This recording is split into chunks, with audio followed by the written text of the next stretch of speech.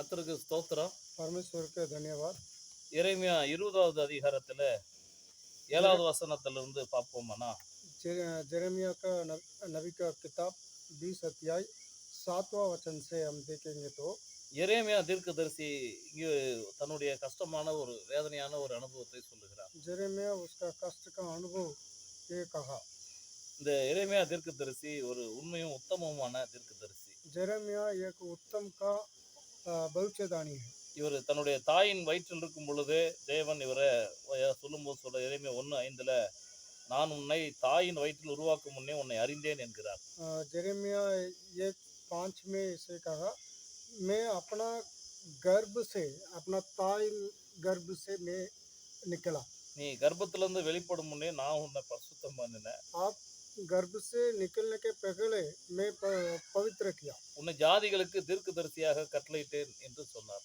तुझे जाति को नबी बनाया। இது பாருங்க, ஒரு தாயின் வயிற்றில் இருக்கும் பொழுதே இப்படிப்பட்ட ஒரு அழைப்பு உண்டானதை பார்க்கலாம். गर्भ से एक बुलाहट परमेश्वर ने उसका कह दिया था। அவரு சின்ன வயசா இருக்கும் போதே தேவன் அவரோடு கூட பேச ஆரம்பித்தார். छोटा उम्र से परमेश्वर ने यिर्मयाह के साथ में बात किया था। சொல்லும் போதே சொல்லிட்டாரு, நான் சின்ன பையன் சொல்லி சொல்லாதன்னு 7வது வசனத்துல 1:7 சொல்றாரு. एक साथ में इसे कहा, आप मत बोलो मैं छोटा हूँ बोलकर। சிறு பிள்ளை அப்படின்னு 6:7 சொல்லும் போது கர்த்தராகிய ஆண்டவரே நான் பேசாரியே நான் சிறு பிள்ளை அப்படின்றாரு. 6-7 में मैं छोटा हूँ, मैं बात करने के लिए नहीं जानता है बोलता था। சொல்றாரு, கர்த்தர் சொல்றாரு, நான் சிறு பிள்ளைன்னு சொல்லி நீ சொல்லாத. परमेश्वर ने कहा, छोटा हूँ मत बोलो। நான் உன்னை அனுப்புகிற எல்லா இடத்துக்கும் நீ போய் நான் உனக்கு கட்டளை எடுக்கிற எல்லாவற்றையும் நீ பேசு அப்படின்றார். मैं कहीं पर आप ऐसे भेजेंगे तो यहाँ जाकर मेरा शब्द आप बोलना चाहिए। இந்த இஸ்ரேல் ஜனங்களுக்கு விரோதமாக இவரை தேவன் எழுப்பினார். इसलिए वो लोगों को विरोध में परमेश्वर ने उसका खड़ा होने के लिए मौका दिया। விரோதம் அப்படின்னா ஆப்போசிட் அப்படின்னு சொல்லி எடுத்துக்க முடியாது. विरोध ये ऑपोजिट का अर्थ नहीं है। அவங்களுடைய பாவத்துக்கு எதிராக, उसका पाप का विरोध में, அவங்களை கண்டிக்கத்தக்கதாக, उसका सावधान करने के लिए, அவர்கள் செய்கிற தவறுகளை எடுத்து உரைக்கும்படியாக, उसका गलत क्या क्या गलत है सब बोलने के लिए, அவங்க தவறு செய்யக்கூடிய அந்த பாவமான காரியங்களுக்கு சாட்டை அடி கொடுக்கும்படியாக, वो सब ऐसे गलत का कार्य में परमेश्वर ने मारने के लिए, நீங்க செய்துகிட்டு இருக்கக்கூடிய விஷயங்கள் பாவம் தவறு என்று சொல்லி அறிக்கை எடுத்து அவர்களை கண்டிக்கத்தக்கதாக, इसलिए लोगों ने पाप ऐसे पूरा बोलने के लिए, இப்படிப்பட்டதாக இந்த காரியங்களுக்கெல்லாம் விரோதமாக இருக்கும்படியாக எரேமியாவை தேவன் எழுப்பினார். इसी का कारण में परमेश्वर ने यिर्मयाह विरोध में काम करने के लिए सुना लिया। இந்த எரேமியா தீர்க்கதரிசி ஒரு கண்ணீரின் தீர்க்கதரிசின்னு அழைப்பார். यिर्मयाह एक ऐसे रोने वाला दीर्घदर्शी है। அவருடைய தீர்க்க தரிசனங்கள் அத்தனையும் 100% உண்மை. सब ऐसे भविष्यवाणी 100% ऐसे सही है। ஆனா பாத்தீங்க அப்படின்னம்னா அவருடைய தீர்க்க தரிசனத்தை கேட்டு யார் மனம் திரும்பினார்கள் அப்படின்னு சொல்லி பாத்தீங்கன்னா எத்தனை பேர் எவ்வளவு சதவீதமான ஜனங்க மனம் திரும்பினாங்க அப்படின்னு கேட்டீங்கன்னா வெகு குறைவு. उसका भविष्यवाणी सुनाकर कितना लोग उधार पाया बोलेगा तो बहुत कम है। அதுதான் மிக கடினமான சூழ்நிலை. यही बहुत कठिन का कार्य। இன்னைக்கு ஊழியங்கள் பல வருடங்கள் செய்து ஒரு நல்ல ஒரு ஆத்ம ஆதாயம் இல்ல, நல்ல ஒரு ஃப்ரூட்ஸ் கிடையாது அப்படின்னா மிகப்பெரிய வேதனையான விஷயமா இருந்தது. आज का दिन में बहुत लोगों ने सेवा करते हैं और ऐसे फल नहीं मिलते हैं, फल बहुत कम होते हैं। இத்தனை வருஷம் ஊழியத்தை செய்து ஒரு பெரிய ஒரு நல்ல ரிசல்ட் கிடைக்கல அப்படின்னா அது ஊழியக்காரருக்கு மிகப்பெரிய வேதனை. और कितना साल आप सेवा करें, ये सब सेवा में फल ना मिलेगा तो ये सब सेवा कितना साल आप करेगा तो ये सब कार्य नाश हो जाएगा। ஒரு விவசாயி பார்க்கும் பொழுது அவன் கண்ணீரோடு விதைச்சு அவன் கம்பீரத்தோடு அறுத்தானா அவனுக்கு சந்தோஷம் உண்டு. किसान अच्छा से बीज लेकर उसका काम करेगा तो अच्छा फल मिलना चाहिए। 126வது சங்கீதத்துல 5வது வசனம் 6வது வசனத்தை வாசிப்போம். भजन संहिता 126 में 26 7 और 6 और 7 5வது வசனத்துல பார்த்தா கண்ணீரோட விதைக்கிறவர்கள் கம்பீரத்தோட அறுப்பார்கள். 5वां वचन में रोक कर बेचने वाला फिर गंभीर से कट करेगा. அள்ளித்தூம் விதையை சுமக்கிறவன் அழுது கொண்டு போகிறான். वो बीजने वाला रोक कर जा रहे हैं, ஆனாலும் தான் அறுத்த அரிகளை சுமந்து கொண்டு கெம்பீரத்தோடே திரும்பி வருவான். कटने के बाद उसका गंभीर के अनुसार वापस आते हैं। இது ஒரு நல்ல ஒரு அனுபவம். ये अच्छा अनुभव है। ஆண்டவருக்கு ஸ்தோத்திரம். परमेश्वर का धन्यवाद। கர்த்தருக்கு கோடாகோடியான ஸ்தோத்திரம். परमेश्वर का कोटा कोटि धन्यवाद। ஆனா பாத்தீங்க அப்படின்னம்னா இன்னைக்கு கண்ணீரோடு விதைச்சு கண்ணீரோடு கூட அறுக்கும்போது ஒண்ணுமே இல்லாம போகிற சூழ்நிலைகள் எத்தனையோ சூழ்நிலைகளை பார்க்கிறோம். आज का दिन में से रो रो कर बेचते हैं, सब ऐसे बीज डालते हैं, फिर भी फल ना मिलते हैं। அள்ளித்தூம் விதையை சுமந்து கொண்டு போகும் போதே அறுத்த அரிகளை சுமந்து கொண்டு கம்பீரத்தோடு திரும்பி வரல அப்படின்னா அது ஃபெயிலியர்னு அர்த்தம். आप ऐसे बेचने के बाद कट करने के बाद कट करने का गंभीर से ना आएगा तो ये वेस्ट होते हैं। மார்க்கு சுவிசேஷம் 4ஆம் அதிகாரத்துல பார்க்கும்போது இயேசு கிறிஸ்து சொன்ன ஓமையின்படி நல்ல நிலத்துல விதைக்கப்பட்ட விதையானது 30, 60, 100 பலன் கொடுக்கும். मरकुस 4वां अध्याय 4 वचन से हम देखेंगे तो बेचने वाला ऐसे बेचते हैं, फिर सब ऐसे अच्छा से फल मिलते हैं, अच्छा लैंड में अच्छा फल मिलेगा। இதே மாதிரிதான் ஒரு உத்தமமான ஒரு ஊழியக்காரனுக்கு தேவை பார்க்கும் பொழுது அவன் செய்கிற ஊழியத்தை பார்க்கும் பொழுது சக்சஸ் அப்படின்னா அது மிகப்பெரிய ஒரு ஆரவாரமும் சந்தோஷமுமாய் காணப்படும். अच्छा सेवकाई करने वाला अच्छा से फल मिलेगा तो ये बहुत ऐसे सेलिब्रेशन का समा होते हैं, அது ஒரு மிகப்பெரிய கொண்டாட்டம்.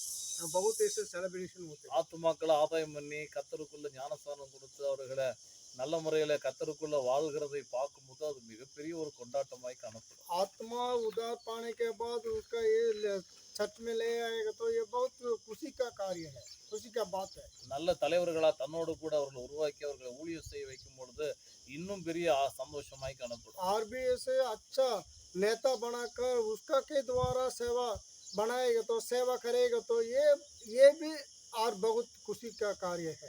யோவானுக்கு பார்க்கும் பொழுது அததான் சொல்லுகிறார். யோहन्ना भी ऐसे कहा, என் பிள்ளைகள் 2 யோவான்ல 3 யோவான்ல பார்க்கும்பொழுது 3ஆம் வசனத்துல இவ்வாறாய் சொல்லுகிறார். तीसरा யோहन्ना में 30वां पद में, சகோதரர் நீ சத்தியத்தில் நடந்து கொள்ளுகிறாய் என்று உன்னுடைய உண்மையை குறித்து சாட்சி கொடுத்த போது மிகவும் சந்தோஷப்பட்டேன். यहाँ ऐसे कहा, ऐसे आप भाइयों आप सत्य में चल रहे इसलिए बहुत मुझे खुशी लगते हैं। நீ சத்தியத்தில் நடந்து கொள்ளுகிறாய் என்கிற விஷயத்தை கேட்ட உடனே ஜனங்கள் நடக்கிறார்கள் விஷயத்தை கேட்ட உடனே இவர் மிகப்பெரிய விதத்துல கொண்டாட ஆரம்பித்து விட்டார். यहाँ ऐसे सत्य मार्ग में चलते हैं, ये सुनाने के बाद, ये शब्द सुनाने के बाद उसके बहुत खुशी लगते हैं। பவுல் அப்போஸ்தலன் பார்க்கும் பொழுது தீமோத்தேயுவை பார்த்து சொல்லும் பொழுது என் உள்ளம் போல இருக்கிறதான அந்த தீமோத்தேயு என்று சொல்லி पौलुस ने तीमुथियुस का लिखने के समय मेरा हृदय का समा होने वाला तीमुथियुस ऐसे लिखा हुआ। என்னுடைய உள்ளம் மாதிரியே அவன் இருக்கிறான் அப்படின்ற मेरा हृदय कैसे है, मेरा मन कैसे है, वैसे उसका भी था।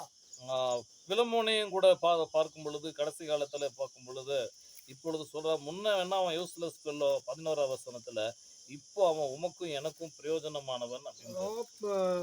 फिलमोन भी वैसे था, पहले ऐसे अच्छा नहीं, ठीक नहीं था, अभी ऐसे अच्छा है, मेरा हृदय के समा होने वाला। 12ஆம் வசனத்துல சொல்லும் போது என் உள்ளம் போல இருக்கிற அவனை நீர் ஏற்றுக்கொள், मेरा मन के समा होने वाला आप भी ले जाना बोलकर 13 वचन में लिखा हुआ। என் உள்ள மாதிரியே இருக்கிறான்றார். मेरा मन के समा होने वाला, அதனால நீ அவனை ஏற்றுக்கோன்றார். इसलिए आप ले जाओ। இது எவ்வளவு பெரிய ஒரு சந்தோஷம் பாருங்க. ये कितना खुशी का बात है। பவுலுடைய வார்த்தையை கேட்டு தெசலோனிக்கே ஜனங்கள் ரொம்ப அதிகமாய் ஆசீர்வதிக்கப்பட்டு உண்மை உத்தமமாய் மனம் திரும்பினார்கள். पौल शब्द सुनाकर தெசலோனிக்கா கலிசியா लोगों बहुत आशीष पाया।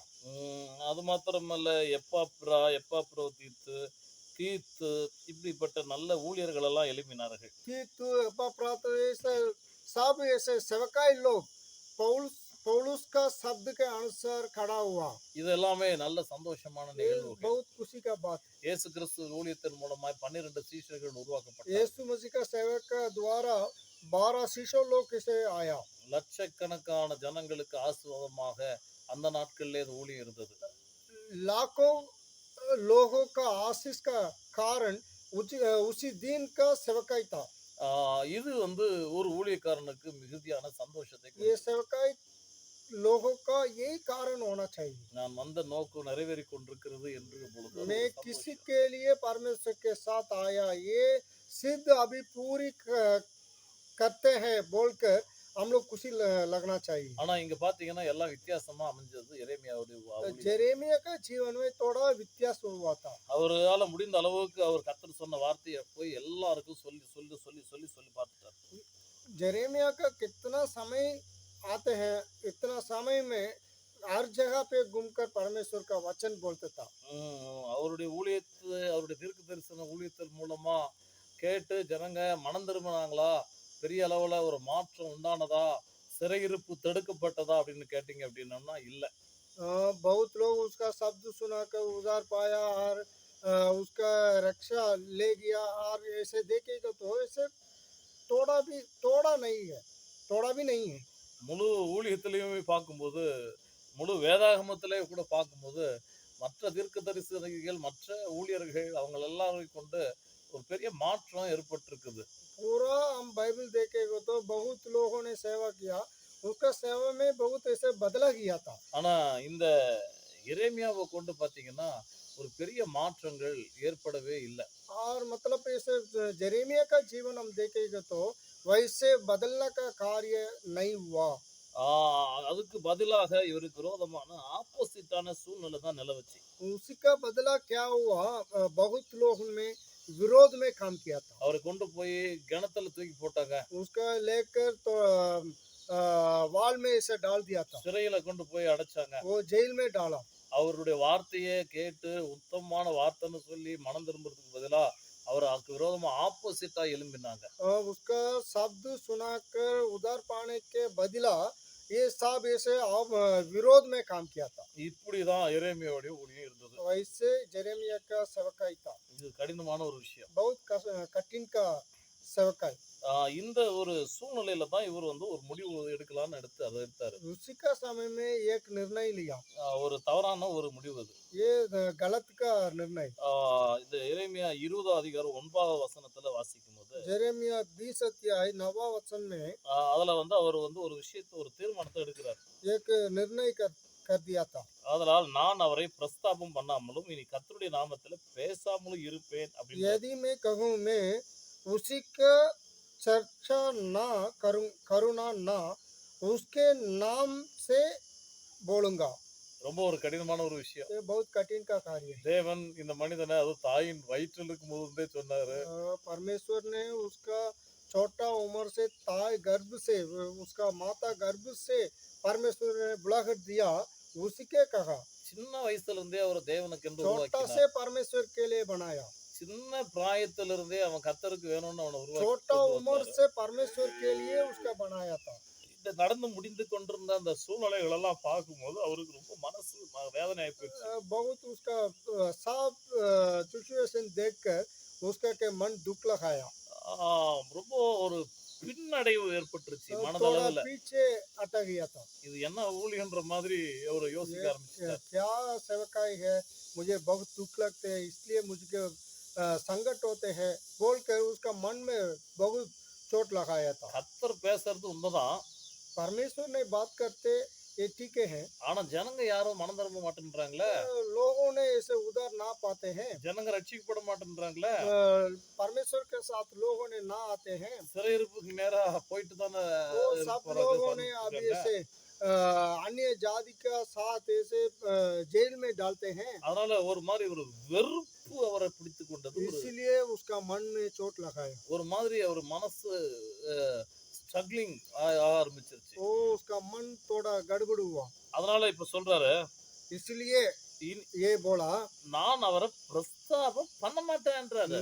मैं तुझे नाम तुच्छा करूंगा, இனி मैं प्रस्ताव ना करूंगा, இனி கர்த்தருடைய நாமத்துல நான் பேச மாட்டேன் அப்படின்னு. मैं अभी से मैं परमेश्वर का नाम से कुछ ना बोलूंगा। ரொம்ப கடினமான ஒரு விஷயம். वो बहुत कठिन का कार्य है। இன்னைக்கு கூட நிறைய ஊழியர்கள் அப்படி நினைக்கிறாங்க. आज का दिन भी बहुत सेवकाई लोग वैसे सोचते हैं, நிறைய நல்ல விசுவாசிகள் அப்படி நினைக்கிறாங்க.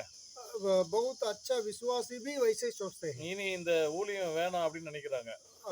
ये अजगा दिन से मैं सेवा ना करूं, நான் ரொம்ப கஷ்டப்பட்டுட்டேன், बहुत कष्ट में जी ஒரு रहे हैं, பெரிய மாற்றம் உண்டாகல, कुछ ऐसे बदल ना हुआ, அதனால எனக்கு இனி இந்த ஊழியமே வேண்டாம் அப்படின்ற மாதிரி நினைக்கிறாங்க. अभी से मुझे ये सेवकाई ना चाहिए। நானும் ஜெபம் பண்ணி பார்த்துட்டேன், என் ஜெபத்துக்கு कितना பதில் बार வரல. मैं प्रार्थना करके करके करके देखा, अभी तक ऐसे उत्तर नहीं आया। தேசத்தினுடைய சூழ்நிலைகளுக்காக தேசத்துக்காக கூட ஜெபிச்சேன், मैं பெரிய மாற்றம் உண்டாகல.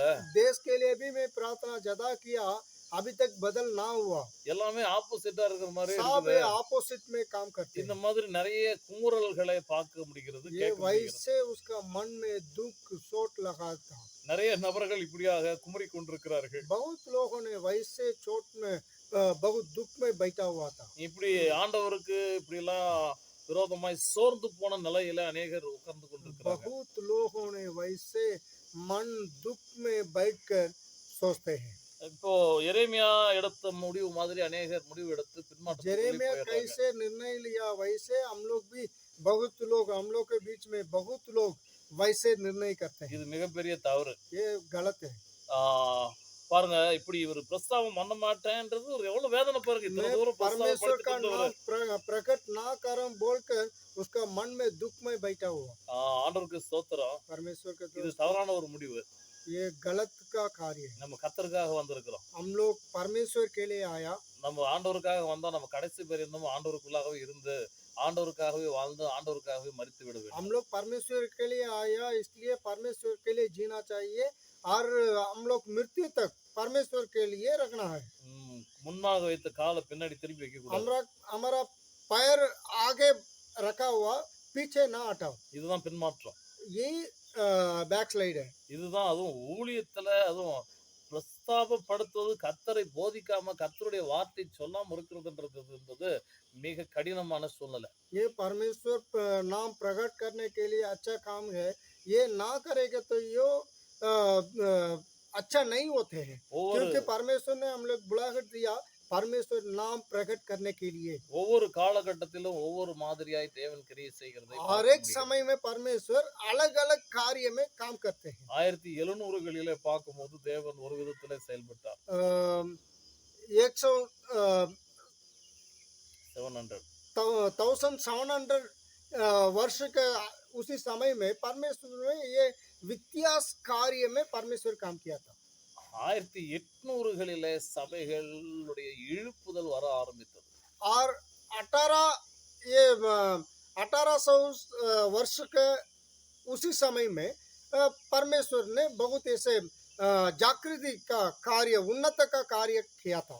அப்போ 1800களில் தான் நல்ல நல்ல ஊழியர்கள் எழும்பினார்கள். 1800 वर्ष समय में बहुत ऐसे अच्छा सेवक लोग ज्यादा बढ़ गया था। அதன் பிறகு பாத்தீங்க அப்படின்னம்னா மிஷனரிகள் அனுப்பப்பட்டார்கள். बाद में ऐसे बहुत मिशनरी लोग हमारा भारत देश के भेज दिया था। இந்தியாவுக்கு மட்டுமல்ல, எல்லா நாடுகளுக்கும். भारत देश एक ही नहीं है और दुनिया पूरा। இந்த ப்ராசஸ் அப்படியே தொடர ஆரம்பிச்சு வளர ஆரம்பிச்சிச்சு. ये कार्य धीरे धीरे धीरे बढ़ने के लिए काम किया था।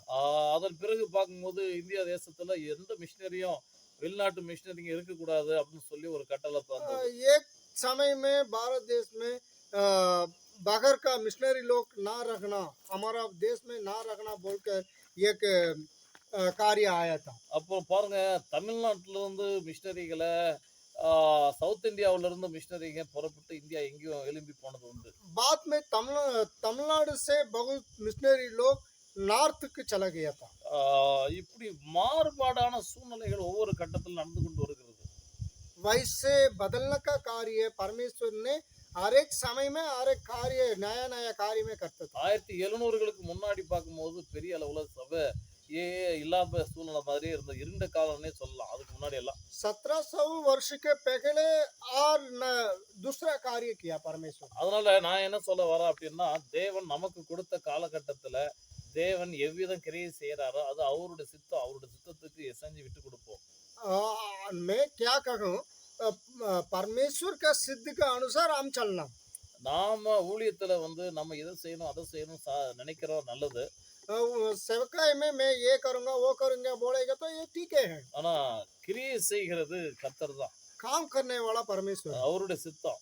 ये परमेश्वर का सिद्ध है। அதனால நாம வந்து ஒரு தவறான முடிவுக்கு போகக்கூடாது. इसलिए हम गलत योजना का और गलत कार्य के हम ना जाना। ஒரு பின்மாற்ற சிந்தைகளுக்கு நேராக போய்விடக்கூடாது. हमारा कल्पना पीछे हटने के कार्य में ना जाना। இங்க பார்க்கும்போது இவர் இப்படிப்பட்ட ஒரு முடிவு, தவறான ஒரு முடிவை எடுத்தார்.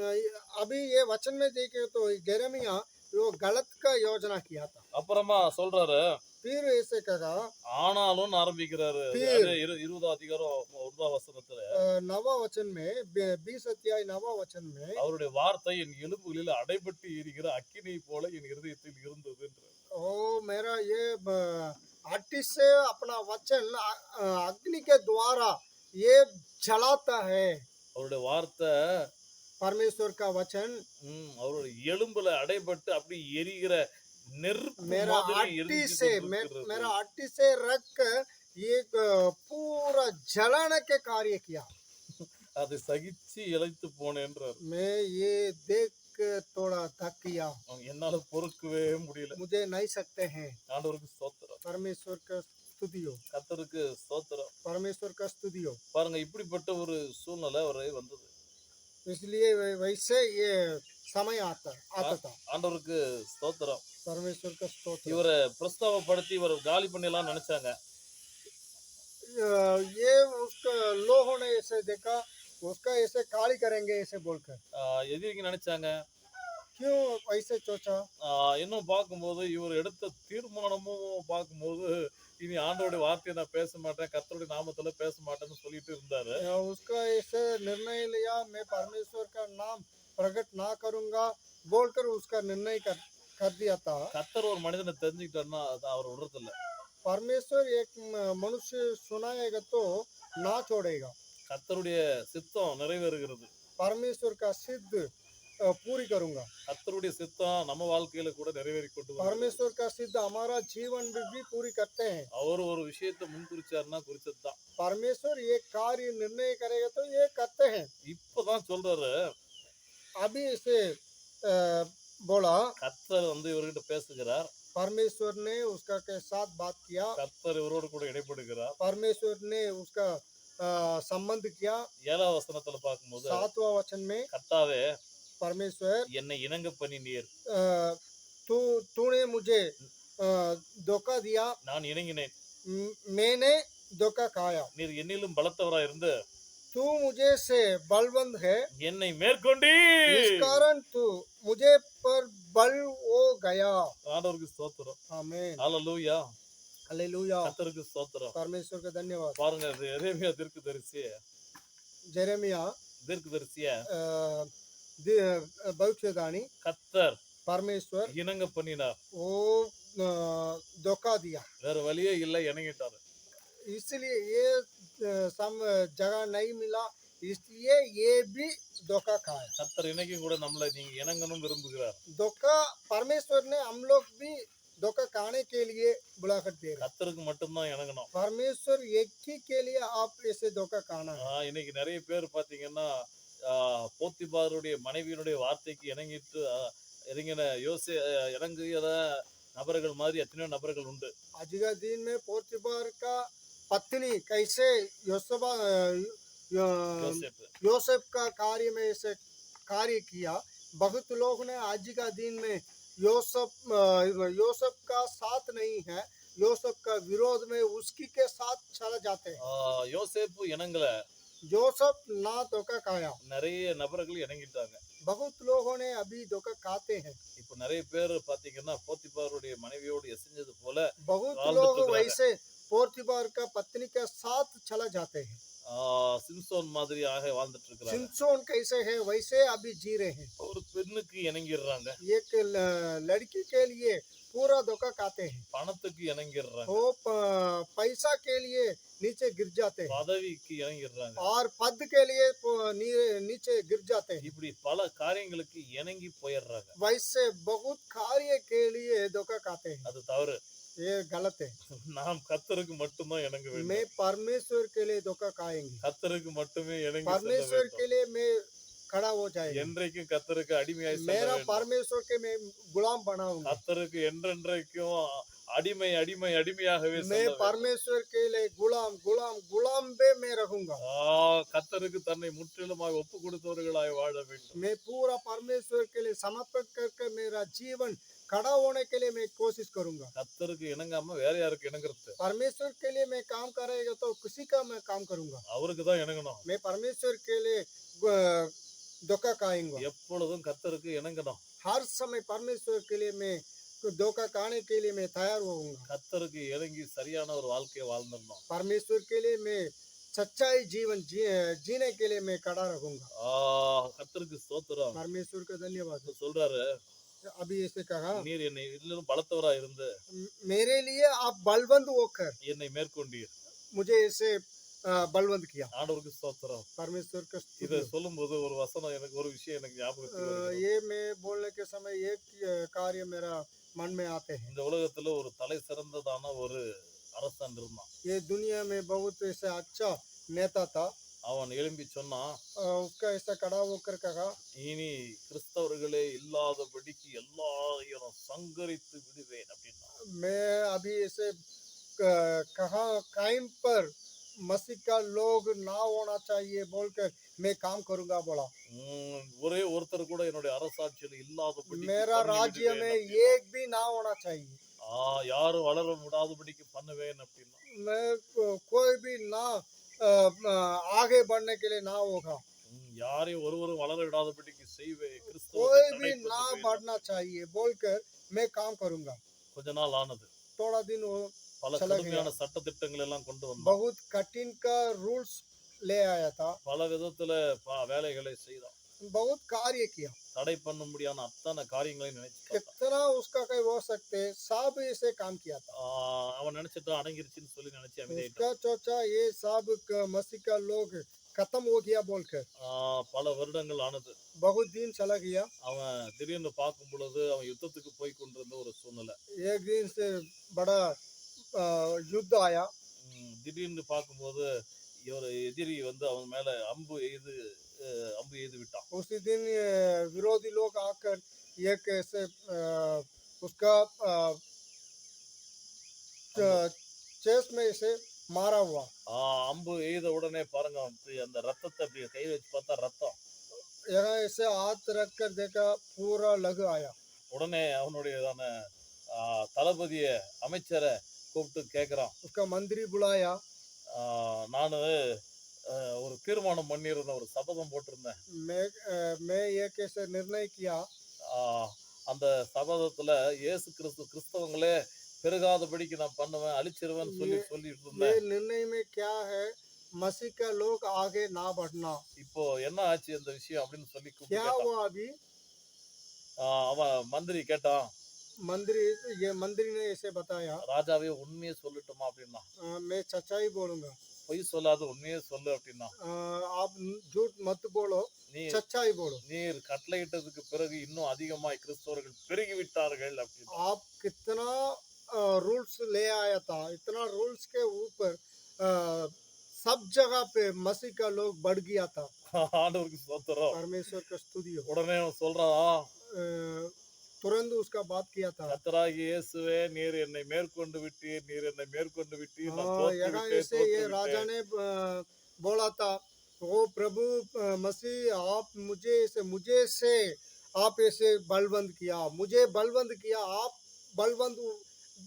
बलवंत वाला है। நீர் என்னை மேற்கொண்டு விட்டீர், என்னை ஜெயித்து விட்டீர் என்றான்.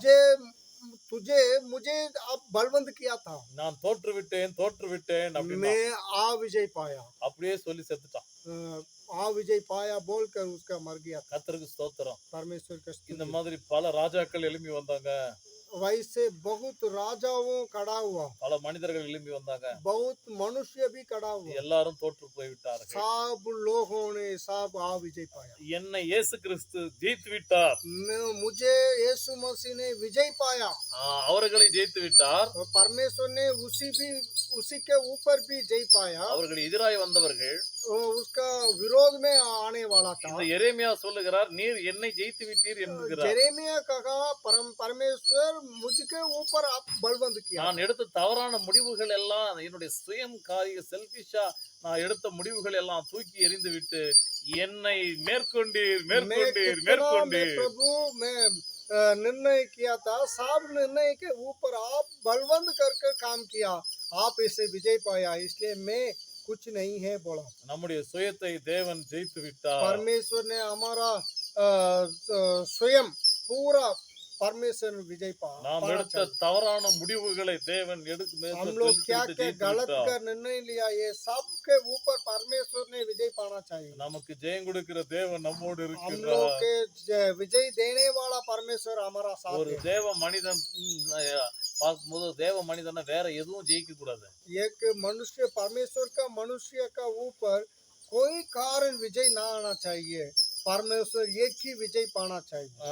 தேவன் மட்டும்தான் ஜெயிக்க வேண்டும். परमेश्वर एक ही हम लोग के ऊपर विजय पाना चाहिए। உபத்திரவம் மேற்கொள்ள கூடாது.